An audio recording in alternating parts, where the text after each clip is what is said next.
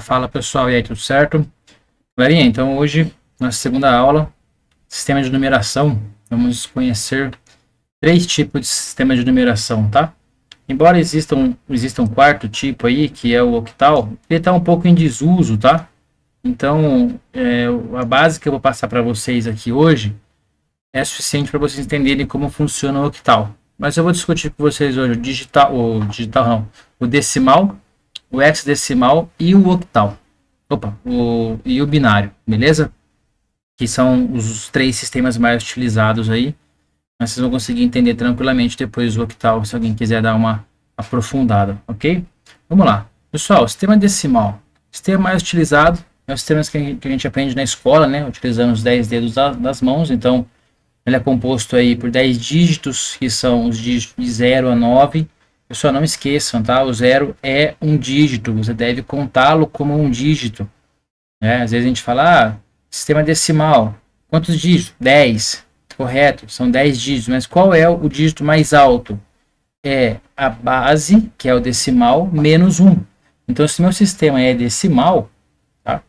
O meu dígito mais alto é o 9, não é o 10, tá? Então, não se esqueçam disso.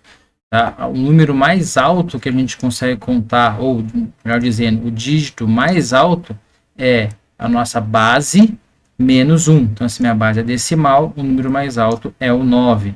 Se aqui nessa tendência temos o sistema hexadecimal.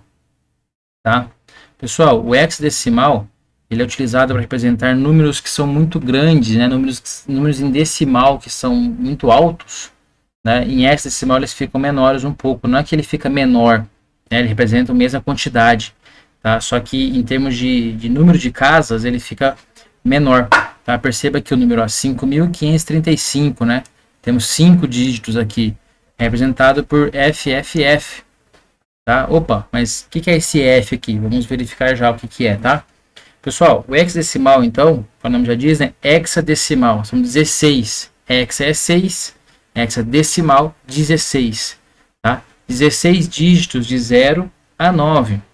Esses dígitos são 0, 1, 2, 3, 4, 5, 6, 7, 8, 9, igualzinho ao nosso sistema decimal. Porém, agora a gente usa letras para representar, né, os nossos novos dígitos, tá? Então, a letra A, B, C, D, E e F.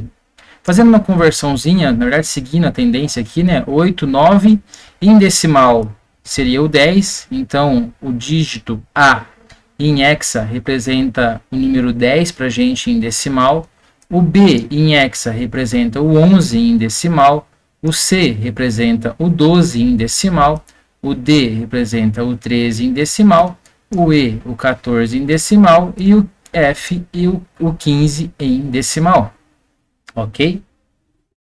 Então é assim que a gente trabalha com o nosso sistema hexadecimal, tá? A gente usa letras para representar números. Então aqui o A, o B, o C, o D e o F não são números apenas.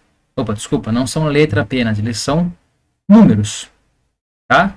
E é só seguir a ordem. Então o A é o 10 em decimal, o B é o 11, C é o 12, D é o 13, o E é o 14 e o F é o 15. E olha só, hexadecimal, 16 dígitos, sendo que o dígito mais alto é a minha base, que é 16, menos 1. Então, seria o 15, ou a letra F em hexadecimal. Beleza?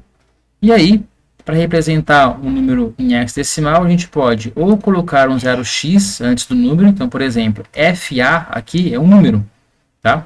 Representa um número. Então, eu coloco o 0x para indicar que ele está em hexadecimal.